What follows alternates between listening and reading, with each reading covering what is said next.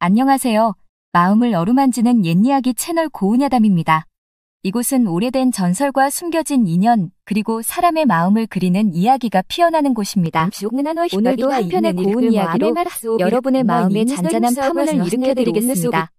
이야기에 앞서 구독과 좋아요는 고은야담이 더 많은 이야기를 들려드릴 수 있도록 큰 힘이 됩니다. 작은 응원 잊지 말고 꼭 눌러주세요. 이곳은 오래된 여러분, 옛날 옛적에 문경세제를 넘나들던 한 풍물장수 이야기를 들려드리겠습니다.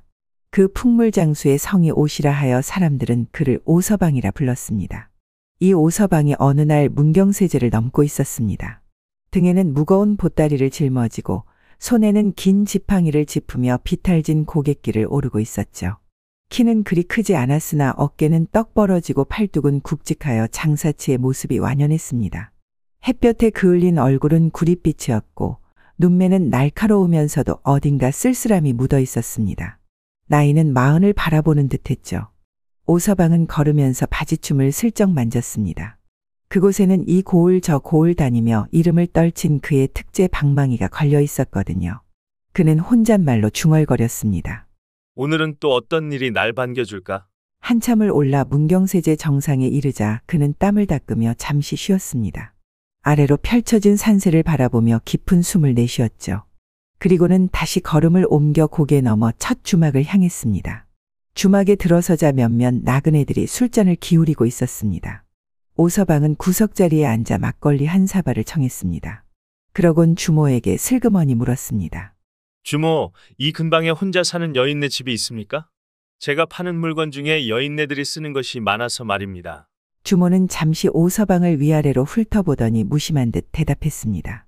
마을 동쪽 끝 장독대 많은 기와집에 과부가 하나 산다네. 남편이 관노역 가서 죽은 지 3년이 넘었을 거야. 마음씨 좋은 분이니 물건 팔러 가봄직하지. 오서방은 술값을 치르고 나오며 입가에 미소를 지었습니다. 그는 주모가 알려준 방향으로 천천히 걸음을 옮겼습니다. 마을 동쪽 끝 다른 집들과 약간 떨어진 곳에 기와집 한 채가 자리하고 있었습니다. 담벼락을 따라 장독대가 즐비하게 놓여 있었고 마당에는 꽃나무 몇 그루가 심어져 있었습니다. 대문은 굳게 닫혀 있었지만 안에서 빨래하는 소리가 들려왔습니다.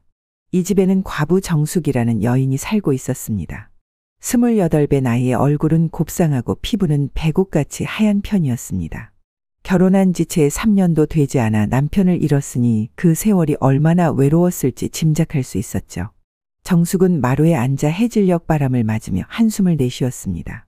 세상 사람들의 시선이 부담스러워 일부러 마을 외곽에 집을 마련했지만 그래도 외로움은 피할 수 없었죠. 특히 저녁이면 더 심했습니다. 아이고, 또 긴긴 밤이 오는구나. 그녀는 머리를 매만지며 중얼거렸습니다. 홀로 지내는 밤이 너무도 길게 느껴졌던 것이죠. 정숙은 18배 시집을 왔습니다. 첫날 밤 그녀는 남편의 따스한 손길에 몸을 떨었습니다. 남편은 아름다운 얼굴에 키도 크고 마음씨도 좋았죠. 정숙은 남편을 사랑했고 남편도 그녀를 사랑했습니다. 하지만 행복은 오래가지 못했습니다. 남편은 관노역에 뽑혀 산에 나무를 하러 갔다가 폭우로 불어난 계곡물에 휩쓸려 세상을 떠났습니다. 정숙에게는 믿기지 않는 소식이었죠. 남편의 시신조차 제대로 찾지 못했습니다. 그때만 생각하면 아직도 가슴이 미어지지. 정숙은 빗질을 하며 옛 생각에 잠겼습니다. 짧았지만 강렬했던 결혼 생활, 특히 밤이면 남편의 그 손길이 몸에 아직도 남아있는 것 같았습니다. 그 따스함, 그 떨림, 그 기억들이 종종 꿈속에서 그녀를 찾아왔죠. 그녀는 다시 시집갈 생각은 없었습니다. 시부모님도 계시지 않았고 먹고 살 만큼의 재산은 있었으니까요. 그저 외로움만 견디면 되었습니다. 하지만 그것이 가장 어려운 일이었죠. 해가 완전히 저물자 오서방은 주막으로 돌아왔습니다. 그는 저녁을 먹으며 주변 사람들의 대화를 귀 기울여 들었습니다. 누군가 정숙에 대해 이야기했습니다. 동쪽 끝집 과부? 얼굴도 곱고 몸매도 좋지. 근데 워낙 조신해서 남자는 얼씬도 못한다더라. 다른 이가 맞받았습니다. 그래도 혼자 산 지 3년이 넘었으니 얼마나 외롭겠어? 여자도 사람인데. 오서방은 미소를 지으며 술잔을 기울였습니다. 그는 날이 완전히 어두워질 때까지 기다렸습니다. 달이 중천에 떠오르자 그는 자리에서 일어나 보따리를 챙겼습니다. 이제 때가 됐군. 그는 정숙의 집을 향해 천천히 걸음을 옮겼습니다. 어둠 속에서도 그의 눈은 이상하게 빛났습니다. 밤이 깊어 마을이 고요할 때 정숙의 집 대문 앞에 오서방이 서 있었습니다. 그는 조심스럽게 대문을 두드렸습니다. 이 밤중에 실례합니다. 집주인 계십니까? 정숙은 잠에서 깨어 놀라 귀를 기울였습니다. 낯선 남자의 목소리였습니다. 그녀는 불안한 마음으로 안방에서 나와 마당으로 향했습니다. 누구십니까? 이 밤중에 무슨 일로 오셨습니까? 오서방은 공손하게 대답했습니다. 밤중에 죄송합니다. 저는 지나가는 풍물 장수입니다. 오늘 산을 넘다 길이 너무 어두워져 묵을 곳을 찾고 있었습니다. 정숙은 대문 안쪽에서 조용한 목소리로 대답했습니다. 여기는 여인 혼자 사는 집입니다. 남정네는 안 받습니다. 마을로 내려가시면 주막이 있으니 그곳에서 묵으십시오. 그녀의 목소리는 단호했지만 어딘가 흔들림이 느껴졌습니다. 3년 동안 남자의 목소리를 가까이서 들은 적이 거의 없었기 때문이었을까요? 오서방은 포기하지 않고 다시 말을 이었습니다. 마님, 저도 사정이 있습니다. 주막은 이미 자리가 다 찼다고 하여. 그의 목소리에는 간절함이 묻어 있었습니다. 사실은 제가 외국에서 진귀한 물건들을 많이 가지고 와서 산적들이 걱정됩니다. 그냥 집만이라도 안쪽에 두게 해주시면 안 되겠습니까? 저는 마당에서라도 괜찮습니다. 정숙은 잠시 망설였습니다. 마을에서는 과부집에 남자가 들어오면 좋지 않게 볼 터였습니다. 하지만 인정이 많은 그녀였기에 이 추운 밤에 사람을 그냥 돌려보내는 것도 마음에 걸렸습니다. 그래도 과부집에 남정네를 드리면 오서방이 다시 말했습니다. 마님, 저는 그저 물건만 안전하게 두고 싶을 뿐입니다. 일본에서 들여온 귀한 것들이라. 정숙은 한참을 고민하다가 마침내 입을 열었습니다. 그럼 바깥에 헛간에 짐을 두시고 그곳에서 하룻밤 묵으십시오. 하지만 안채로는 절대 들어오시면 안 됩니다. 그녀는 대문을 열어 오서방을 들였습니다. 달빛 아래 그의 얼굴을 보니 험상궂지는 않았습니다. 오히려 선한 인상이었죠. 정숙은 생각했습니다. 혹여나 무슨 일이라도 있겠어? 오서방은 고개를 숙여 감사의 인사를 전했습니다. 그리고는 보따리를 이끌고 헛간으로 향했습니다. 정숙은 그를 잠시 바라보다가 안채로 돌아갔습니다.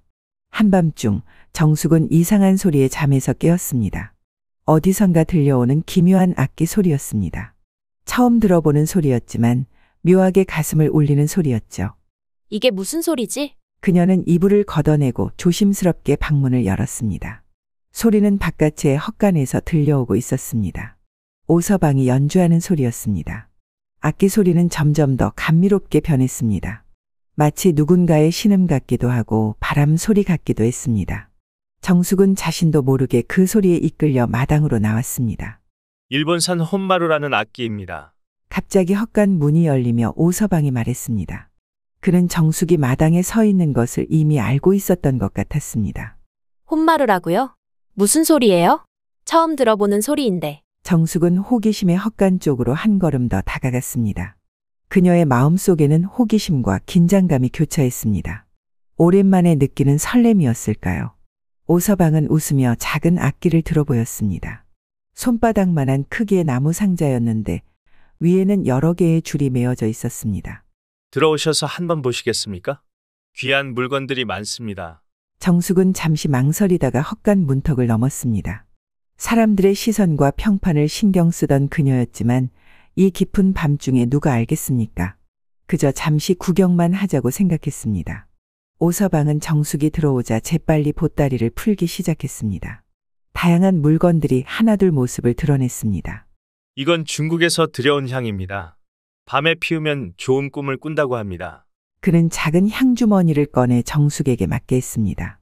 달콤하면서도 묘한 향기가 그녀의 코끝을 자극했습니다. 이건 교토에서 만든 비녀입니다. 여인의 아름다움을 더해주지요. 오서방은 계속해서 자수손수건, 손마사지고 작은 방울 등을 꺼냈습니다. 하나하나 설명할 때마다 그의 목소리는 더욱 감미로워졌습니다. 이 작은 방울은 몸에 달면 기운이 솟는다고 합니다. 특히 밤에. 그의 말끝에 묘한 여운이 남았습니다. 정숙은 얼굴이 뜨거워지는 것을 느꼈지만 어두운 헛간 아니라 다행히 티가 나지 않았습니다. 정숙은 여러 물건들을 구경하다가 문득 시간이 늦었다는 것을 깨달았습니다. 그녀는 자리에서 일어나려 했지만 오서방이 보여주는 물건들이 너무 신기하고 아름다웠습니다. 이렇게 귀한 물건들을 보여주셨으니 뭐라도 하나 사야겠네요. 장사치 오셨는데 빈손으로 돌려보낼 수야 있나요? 정숙의 마음이 흔들리고 있었습니다. 사실 그녀도 오랜 세월 혼자 지내며 외로움을 느꼈고 누군가와 이야기를 나누고 싶다는 생각을 많이 했던 것이죠. 오서방은 빙그레 웃으며 고개를 끄덕였습니다. 마님께 딱 맞는 물건이 있습니다. 잠시만 기다려 주십시오. 정숙이 바닥에 진열된 물건들을 구경하는 사이 오서방은 슬그머니 그녀의 뒤로 다가갔습니다. 정숙은 작은 악기를 손에 들고 살펴보고 있었습니다. 이런 악기도 있군요. 어떻게 연주하는 거예요? 그녀가 물었을 때 오서방은 이미 그녀의 바로 뒤에 서 있었습니다. 그리고는 슬쩍 뒷목에 무언가를 가져다 대었습니다. 정숙은 갑작스러운 접촉에 몸을 살짝 떨었습니다. 이건 정숙의 뒷목에 닿은 것은 묵직하고 뜨거웠습니다. 그것은 나무로 만든 둥근 방망이였습니다. 오서방은 그것을 부드럽게 정숙의 목덜미를 따라 내렸다가 올렸다가 했습니다. 이게 감각을 살리는 도구입니다. 특별히 중국에서 들여온 나무로 만들었지요. 정숙은 숨을 깊게 들이마셨습니다. 그 감촉은 이상하게도 기분 좋았습니다. 오랫동안 누구에게도 만져지지 않았던 그녀의 몸은 그 접촉에 예민하게 반응했습니다. 이건 뭔가요? 그녀의 목소리가 떨렸습니다. 오서방은 질문에 대답 대신 보따리에서 작은 향로를 꺼냈습니다. 그는 조그마한 향을 피워 헛간 안을 은은한 향기로 채웠습니다. 이건 미향이라고 합니다. 마음을 다독이고 감각을 깨우는 향이지요. 향의 달콤하면서도 묘한 냄새가 정숙의 코를 자극했습니다. 곧 그녀의 온몸에 이상한 느낌이 퍼져나갔습니다. 몸이 뜨거워지고 숨이 가빠졌습니다. 이상해요. 몸이. 오서방은 부드럽게 미소 지었습니다. 괜찮습니다. 그저 오랫동안 잠들어 있던 감각이 깨어나는 겁니다. 그의 손이 다시 정숙의 등을 어루만지기 시작했습니다. 정숙은 저항할 생각조차 들지 않았습니다. 그의 손길이 부드럽게 등을 쓰다듬자 어느새 정숙의 눈꺼풀이 무거워졌습니다. 피로와 향의 효과 때문인지 스르륵 잠이 들었습니다. 아침이 밝았습니다. 정숙은 늦게야 잠에서 깨어났습니다. 놀랍게도 그녀는 안방 자신의 침구 위에서 눈을 떴습니다. 순간 당황한 그녀는 자리에서 벌떡 일어났습니다. 어젯밤에 난 분명 헛간에 있었는데. 그런데 어떻게 내가 안방에 누워있지? 설마. 정숙은 황급히 이불을 걷어냈습니다. 그녀는 떨리는 손으로 자신의 아랫도리를 확인했습니다. 옷은 그대로였고 어떤 아픔이나 불편함도 느껴지지 않았습니다. 안도의 한숨을 내쉬면서도 어쩐지 실망감이 살짝 밀려왔습니다. 정말 아무 일도 없었던 건가? 그녀는 얼굴을 붉히며 어젯밤을 떠올렸습니다. 의문에 사로잡힌 채 서둘러 옷매무새를 가다듬고 마당으로 뛰어나갔습니다. 마당에서는 오서방이 이미 보따리를 꾸리고 있었습니다. 그는 정숙을 보자 공손하게 고개를 숙였습니다. 어젯밤에 무슨 일이 있었던 건가요? 정숙이 조심스럽게 물었습니다. 오서방은 부드럽게 웃으며 대답했습니다. 마님께서 향냄새에 취해 잠이 드셔서 바깥에 그대로 두기 민망하여 안채로 모셔다 드렸을 뿐입니다. 걱정 마십시오. 잘 주무셨습니까? 저는 이제 떠나야 합니다. 정숙은 당황했습니다. 그가 떠난다는 말에 왠지 모를 서운함이 밀려왔습니다. 이렇게 갑자기요? 오서방은 씁쓸한 미소를 지었습니다. 전 떠돌이입니다. 한 곳에 오래 머물지 못하지요. 정숙은 아쉬움을 내색하지 않으려 했지만 그의 얼굴을 가만히 응시했습니다. 어젯밤 그와 나눈 이야기들 그리고 그 모든 것들이 다시는 없을 것이라는 생각에 마음이 무거워졌습니다. 오서방은 정숙의 표정을 살피더니 갑자기 말했습니다. 떠나기 전에 은혜를 갚아야지요. 마당에 장작이 떨어진 것 같은데 패드리겠습니다. 그는 말을 마치자마자 우통을 벗었습니다. 단단한 근육질의 상체가 드러났습니다. 정숙은 얼굴을 돌렸지만 곁눈으로 그의 몸을 훔쳐보았습니다. 오서방은 마치 머슴처럼 장작을 패기 시작했습니다. 도끼를 휘두를 때마다 그의 근육이 움직였고 이마에는 땀방울이 맺혔습니다. 정숙은 부엌일을 하는 척하면서도 계속 그를 지켜보았죠. 왜 이리 가슴이 뛰는 거지? 정숙은 스스로에게 화가 났습니다. 과부 신세인 자신이 이런 감정을 느껴서는 안 된다고 생각했으니까요. 하지만 마음은 이미 흔들리고 있었습니다. 장작을 패던 오서방은 잠시 허리를 폈습니다. 그때 정숙의 시선이 그의 바지춤으로 향했습니다. 그곳에는 불룩한 무언가가 매달려 있었습니다. 어젯밤 그녀의 목덜미를 어루만지던 그 방망이였죠. 정숙은 저도 모르게 입술을 깨물었습니다. 그 방망이의 감촉이 다시 느껴지는 듯 했습니다. 그녀는 얼른 시선을 돌렸지만 자꾸만 그곳으로 눈이 갔습니다. 오서방은 정숙의 시선을 눈치챈 듯 했지만 모른 척 계속 장작을 패고 있었습니다. 그의 입가에는 미소가 번졌습니다. 갑자기 아 하는 소리와 함께 오서방이 도끼를 떨어뜨렸습니다. 그는 손을 부여잡고 얼굴을 찌푸렸습니다. 장작을 패다가 나무에서 가시가 박혔습니다. 혼자서는 빼기 어려우니 도와주시겠습니까? 정숙은 놀라 그에게 달려갔습니다. 오서방의 손을 보니 엄지와 검지 사이에 가느다란 나무가시가 깊이 박혀 있었습니다. 어머, 이런. 안으로 들어오세요. 바늘로 가시를 빼드릴게요. 정숙은 오서방을 안채로 이끌었습니다. 평소라면 절대 남자를 안채에 들이지 않았을 텐데 이상하게도 지금은 그런 생각이 들지 않았습니다. 안방에 들어서자 정숙은 바늘과 약을 꺼냈습니다. 오서방은 방 가운데 앉아 그녀를 바라보았습니다. 둘은 조용히 마주 앉았고 방 안에는 묘한 정적이 흘렀습니다. 정숙은 조심스럽게 오서방의 손을 잡고 가시를 살폈습니다. 그의 손은 거칠었지만 따뜻했습니다. 그녀의 얼굴이 오서방의 손에 가까이 다가갔습니다. 가시를 빼려고 집중하는 동안 그녀는 자신도 모르게 깊이 숨을 들이마셨습니다. 남자의 진한 채취가 코끝을 스쳤습니다. 장작을 패며 흘린 땀 냄새와 섞인 오서방 특유의 냄새는 정숙의 몸을 이상하게 달아오르게 했습니다. 그녀의 손이 살짝 떨렸고 어떤 설명할 수 없는 감각이 온몸을 타고 흘렀습니다. 괜찮으세요? 조금 아플 수도 있어요. 정숙의 목소리가 떨렸습니다. 오서방은 그녀의 시선을 똑바로 마주보며 고개를 끄덕였습니다. 마침내 정숙은 가시를 뺐고 붉어진 부분에 약을 발랐습니다. 그녀는 안도의 숨을 내쉬었습니다. 다 나았습니다. 고맙습니다, 마님.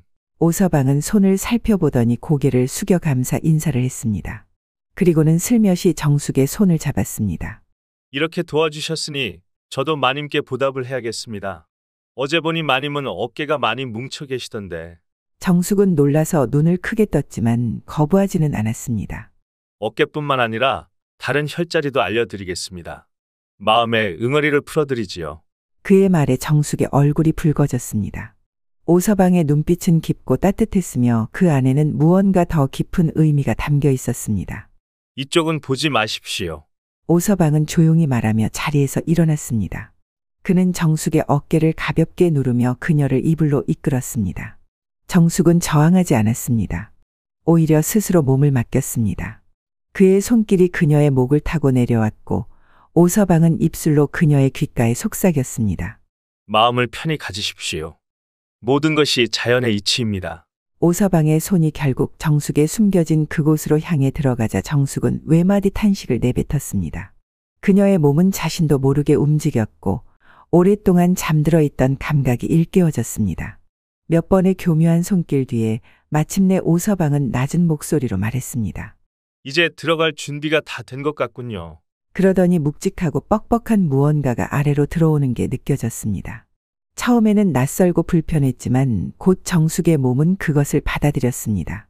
그녀의 입에서는 자신도 모르게 신음이 흘러나왔고 두 사람의 호흡은 점점 거칠어졌습니다. 얼마 후 정숙은 몸을 일으켰습니다. 땀에 젖은 이마를 닦으며 그녀는 오서방을 바라보았습니다. 그의 손에는 둥근 나무 막대기가 들려 있었습니다. 그거 손에 든 건 뭡니까? 정숙은 조심스럽게 물었습니다. 오서방은 그 나무 막대기를 보여주었습니다. 이게 진짜 제 도구입니다. 혼마루 나무지요. 일본에서 특별히 구해온 것입니다. 정숙은 호기심에 그 나무 막대기를 살펴보았습니다. 매끄럽게 다듬어진 나무였고 크기는 손바닥보다 약간 컸습니다. 그럼 아까는? 오서방은 잠시 머뭇거리더니 바지를 살짝 내렸습니다. 정숙의 눈이 커졌습니다. 그곳에 있는 것은 새끼손가락 반마디도 안 되는 작디작은 그것이었습니다.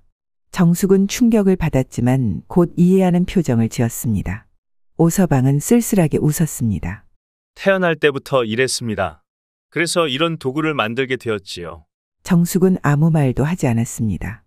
대신 그녀는 오서방의 손을 잡았습니다. 그의 손은 크고 따뜻했습니다.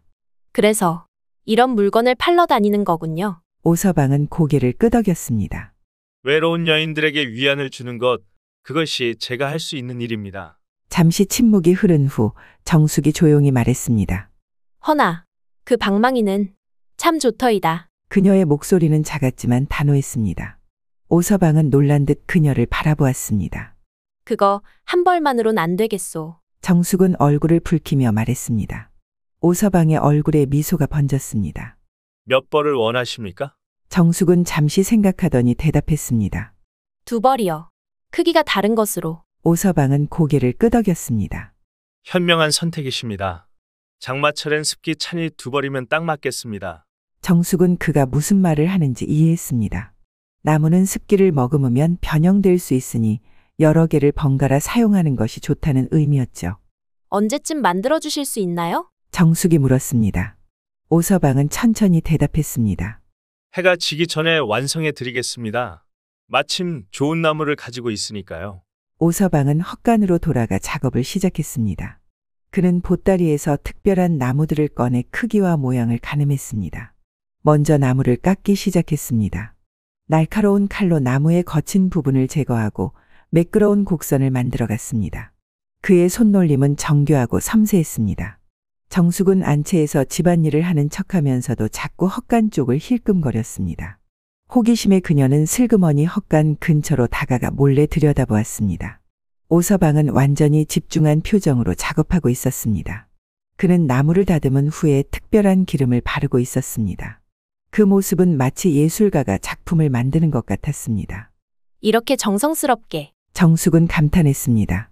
그의 손길에는 진심이 담겨 있었습니다. 해가 저물자 오서방은 완성된 방망이 3개를 들고 정숙에게 찾아왔습니다. 크기와 굵기가 각각 다른 3개의 방망이였습니다. 모두 매끄럽게 다듬어져 있었고 손잡이 부분에는 조각까지 새겨져 있었습니다.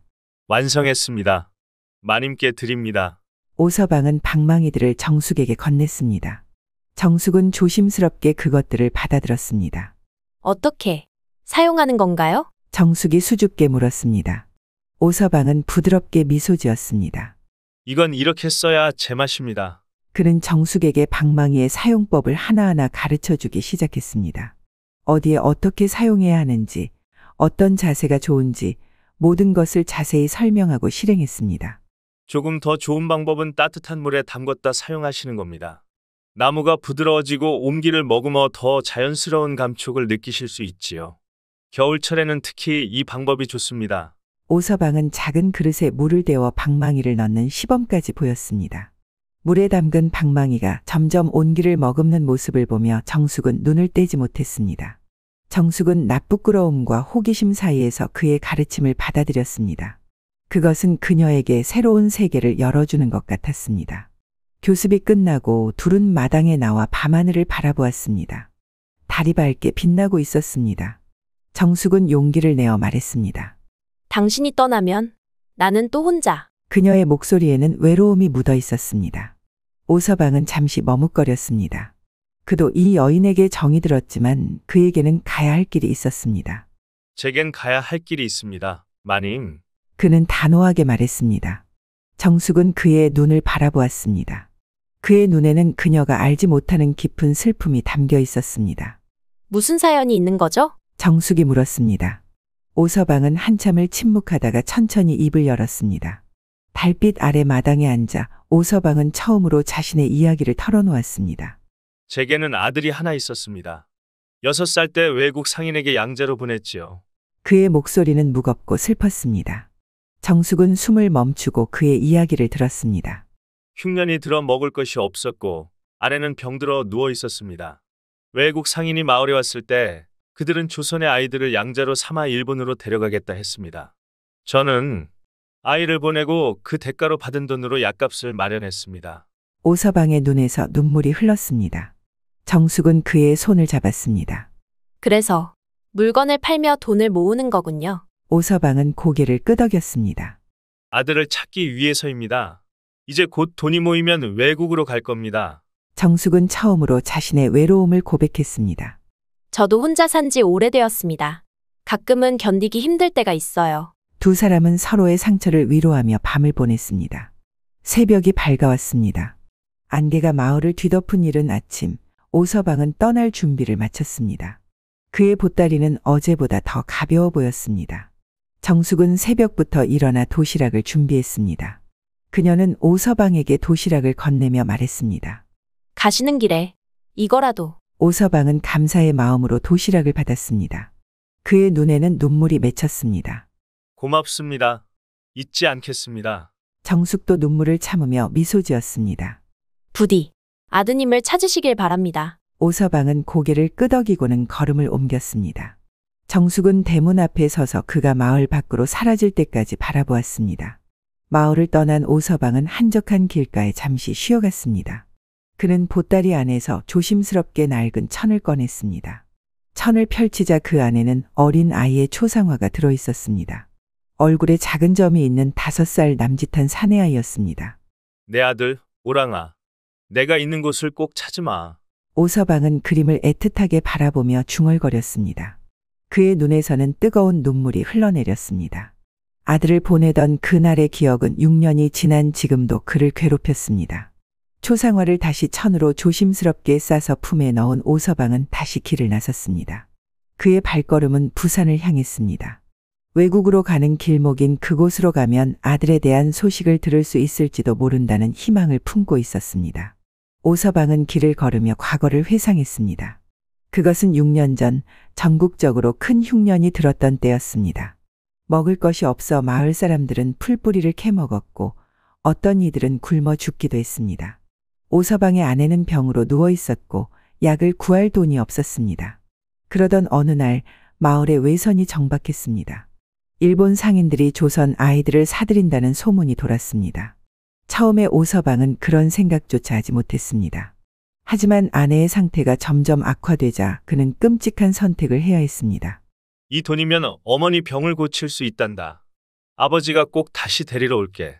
아들을 일본 상인에게 넘기며 한 약속이었습니다.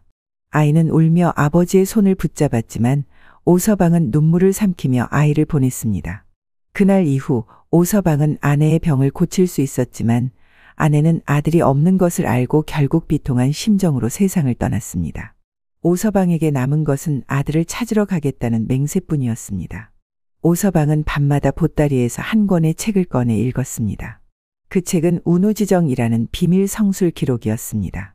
중국에서 전해진 이 책에는 남녀의 정에 관한 다양한 기법과 도구들이 상세히 기록되어 있었습니다. 이것이 내 밥줄이자 아들을 찾을 돈줄이지. 그는 이 책을 통해 특별한 방망이를 만드는 법과 그것을 사용하는 기술을 배웠습니다. 자신의 육체적 한계를 극복하고 외로운 여인들에게 위안을 주는 방법을 찾은 것이었죠. 오서방은 밤마다 책을 읽고 또 읽으며 기술을 연마했습니다. 그는 자신의 손과 방망이로 할 수 있는 모든 기법을 익혔고 그것이 그의 유일한 생계수단이었습니다. 아들아, 아버지가 이런 일을 하는 것을 알면 부끄러워할까? 때로는 자신의 직업에 부끄러움을 느끼기도 했지만 아들을 찾기 위해서라면 어떤 일도 할 수 있다고 생각했습니다. 여러 고을을 거쳐 마산에 도착한 오서방은 항구 근처 주막에서 중요한 정보를 얻었습니다. 한 뱃사람이 말했습니다. 외국 상인 나고야라는 자가 조선 아이들을 데려간다 하오. 그 자는 간혹 부산에 온다고 하니 그곳으로 가보시는 게 좋을 것 같소. 오서방은 귀가 번쩍 뜨였습니다. 나고야라는 이름, 그는 분명 아들을 데려간 상인의 이름이 나고야였던 것을 기억했습니다. 그 자는 언제쯤 부산에 오지요? 뱃사람은 어깨를 으쓱했습니다. 정확히는 모르지만 1년에 2-3번은 온다고 하오. 봄과 가을에 주로 온다고 들었소. 오서방은 결심했습니다. 부산으로 가야 했습니다. 지금은 여름이니 가을까지 부산에 머물며 나고야를 기다릴 생각이었습니다. 부산에 도착한 오서방은 실망스러운 소식을 들었습니다. 나고야는 이미 몇 달 전에 일본으로 돌아갔다는 것이었습니다. 그는 어떻게든 외국으로 건너가야 했습니다. 부산에 머물며 오서방은 외국으로 가는 방법을 찾기 시작했습니다. 그는 항구 주변을 돌아다니며 밀수꾼들과 접촉했습니다. 어느 날 밤 한 밀수꾼을 만났습니다. 돈만 있으면 외국으로 데려다 줄 수 있어. 밀수꾼이 말한 액수는 오서방이 가진 돈의 2배였습니다. 그는 더 많은 돈을 모아야 했습니다. 한 달만 기다려 주시오. 돈을 더 모아오겠소. 오서방은 부산 근처에서 박물 장사를 시작했습니다. 특히 부유한 과부들을 찾아다녔습니다. 그는 평소보다 더 비싼 값에 방망이를 팔았고 안 하던 실습까지 진행했습니다. 한 달 동안 쉬지 않고 일했습니다. 마침내 필요한 돈을 모았습니다. 약속한 날 오서방은 밀수꾼을 만나 돈을 건넸습니다. 밀수꾼은 그를 작은 어선으로 안내했습니다. 바다는 험했고 폭풍우가 치기 시작했습니다. 작은 배는 파도에 심하게 흔들렸고 외국 해적의 추격을 받기도 했습니다. 하지만 다행히 오서방은 무사히 일본 규슈 남부 해안에 도착할 수 있었습니다. 여기가 왜고? 오서방은 처음 밟는 일본 땅을 바라보았습니다. 모든 것이 낯설었습니다. 언어도 알지 못했고 어디로 가야 할지도 몰랐습니다. 하지만 그에게는 아들의 초상화가 있었고 이것이 그에게 힘을 주었습니다. 규슈에서 교토 그리고 나중에는 에도까지 오서방의 여정은 길고 험난했습니다. 그는 조선인 노예상인의 흔적을 따라 여러 도시를 전전했습니다. 교토에 도착했을 때 그는 나고야가 이미 에도로 떠났다는 소식을 들었습니다. 에도에서는 더 큰 장사를 한다는 것이었습니다. 돈이 떨어져 오서방은 길에서 방망이를 만들어 팔기도 했습니다. 이상하게도 일본 여인들도 그의 방망이에 관심을 보였고 그는 생계를 유지할 수 있었습니다.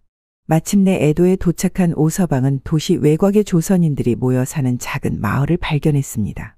노예로 팔려온 조선인들의 집단 거주지였습니다.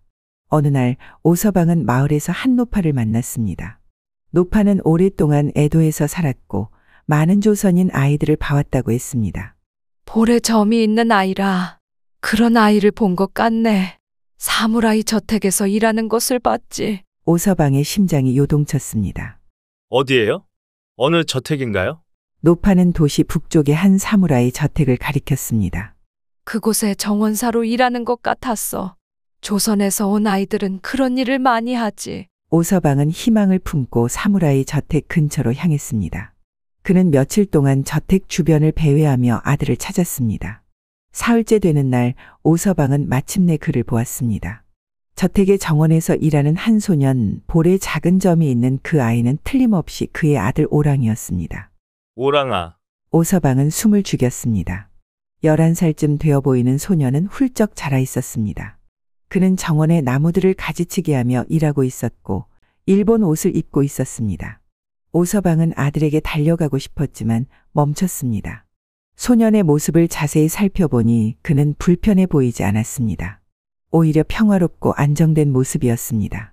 저택의 주인은 소년을 괴롭히지 않는 듯했고 그는 다른 하인들과 함께 웃기도 했습니다. 오서방은 아들을 부르려다 입을 다물었습니다. 그의 머릿속에 깨달음이 떠올랐습니다. 아들은 이미 이곳에서 새 삶을 살고 있었습니다. 조선어도 잊었을 것이고 아버지의 얼굴도 기억하지 못할 것입니다. 내가 그를 데려간다면 그 아이는 어떻게 될까? 오서방은 고민했습니다. 그가 아들을 데려간다면 소년은 다시 가난한 조선으로 돌아가 고생해야 할 것입니다. 하지만 이곳에 남는다면 비록 하인의 신분이지만 따뜻한 밥과 옷, 잠자리를 보장받을 수 있었습니다. 오서방은 아들이 있는 쪽으로 한 걸음 내딛다가 다시 물러섰습니다. 그는 마음을 굳혔습니다. 아들아, 아버지는 널 찾았다. 하지만 지금은 내가 여기 있는 게 좋겠구나. 그는 조용히 뒤돌아섰습니다. 눈물이 뺨을 타고 흘러내렸지만 그는 아들을 부르지 않았습니다. 대신 그는 소년을 멀리서 지켜보기로 결심했습니다. 오서방은 에도에 남았습니다. 그는 아들이 사는 저택 근처에 작은 움막을 짓고 방망이를 만들어 팔며 생계를 유지했습니다. 때로는 멀리서 아들을 바라보며 그가 잘 자라는 모습을 지켜보았습니다. 어느 날 그는 아들이 사무라이의 아들과 함께 농검을 배우는 모습을 보았습니다. 주인의 총애를 받고 있는 듯했습니다. 소년의 얼굴에는 미소가 가득했고 그 모습을 본 오서방의 마음은 복잡했습니다. 조선에서는 이런 기회가 없었을 텐데. 오서방은 아들을 지키는 수호신처럼 몇 년 동안 에도에 머물렀습니다. 그는 한 번도 아들에게 자신의 존재를 드러내지 않았습니다. 그저 멀리서 지켜볼 뿐이었습니다. 세월이 흘러 아들이 15이 되었을 때 오서방은 그가 이제 사무라이의 견습생이 되었다는 것을 알게 되었습니다. 주인의 특별한 총애로 하인의 신분에서 벗어나 무사의 길을 걷게 된 것입니다. 이제 너는 혼자서도 잘 살 수 있겠구나. 오서방은 마지막으로 아들을 바라보고 일본을 떠나기로 결심했습니다. 그는 조용히 에도를 떠나 조선으로 돌아왔습니다. 조선에 돌아온 오서방은 더 이상 방망이 장수로 살지 않았습니다. 그는 자신의 기술을 살려 목수가 되었고 조용히 살아갔습니다. 조선으로 돌아온 오서방은 한동안 방황했습니다. 아들을 두고 온 마음에 공허함을 달랠 길이 없었습니다. 그는 자신을 알아볼 사람이 없는 외진 마을에서 목수가 되어 조용히 살기 시작했습니다. 어느 날 시장에 나갔다가 익숙한 얼굴과 마주쳤습니다. 그것은 다름 아닌 정숙이었습니다. 그녀는 친척의 장례식을 위해 이 마을에 왔다고 했습니다. 오서방님, 정말 당신 맞습니까? 정숙의 눈이 반짝였습니다. 오서방은 부끄러움에 고개를 숙였습니다. 이제는 그저 몫으로 살고 있습니다. 정숙은 오서방을 찾아온 여러 번의 방문 끝에 자신의 마음을 고백했습니다. 당신이 떠난 후 그 방망이들은 나무처럼 말라갔어요. 하지만 내 마음속에 당신에 대한 그리움은 자꾸만 자라났지요. 오서방은 망설였습니다. 그는 자신의 과거와 아들에 대한 이야기를 모두 정숙에게 털어놓았습니다. 정숙은 그의 손을 잡았습니다. 우리 모두 상처가 있어요. 하지만 함께라면 그 상처를 치유할 수 있을 거예요. 세월이 흘러 사람들 사이에서 이런 소문이 돌았습니다. 들었어? 그 방망이 장수 오서방 말이야. 문경세제 근처 과부의 집에 정착했다더라. 정말? 나는 그가 외국에서 돌아오지 않았다고 들었는데. 맞아. 그 과부가 바로 동쪽 끝집에 살던 정숙이라지. 둘이 함께 살면서 목공소를 연다던데. 들리는 말로는 1년에 한 번씩 외국으로 가는 배를 탄다더군. 뭔가 중요한 일이 있는 모양이야. 오서방은 정숙과 함께 살게 되었고 그의 목공 기술로 마을에서 인정받는 장인이 되었습니다. 그는 더 이상 방망이를 팔지 않았지만 가끔 정숙을 위해 특별한 목공예품을 만들어주곤 했습니다. 그리고 매년 가을이면 오서방은 홀로 부산으로 가서 외국으로 가는 배를 탔습니다. 그는 멀리서 아들의 성장을 지켜보는 것을 멈추지 않았습니다. 정숙은 그의 마음을 이해했고 그가 돌아올 때까지 기다렸습니다. 두 사람은 서로의 상처를 보듬으며 새로운 삶을 살아갔습니다. 외로웠던 과부와 아들을 잃은 박물장수 두 사람의 상처는 서로를 통해 치유되었습니다. 때로는 사랑하는 사람을 위해 곁에 있어주는 것보다 멀리서 지켜보는 것이 더 큰 사랑일 수 있지만 자신의 상처를 함께 나눌 수 있는 사람을 만나는 것 또한 인생의 큰 축복입니다. 오서방은 아들에 대한 사랑과 정숙과의 사랑 두 가지 모두를 지키며 살아갔습니다. 과거의 부끄러운 일도 내려놓고 새로운 삶을 시작할 수 있다는 것, 그리고 진정한 사랑은 서로의 아픔을 이해하고 함께 나누는 것임을 그들은 보여주었습니다.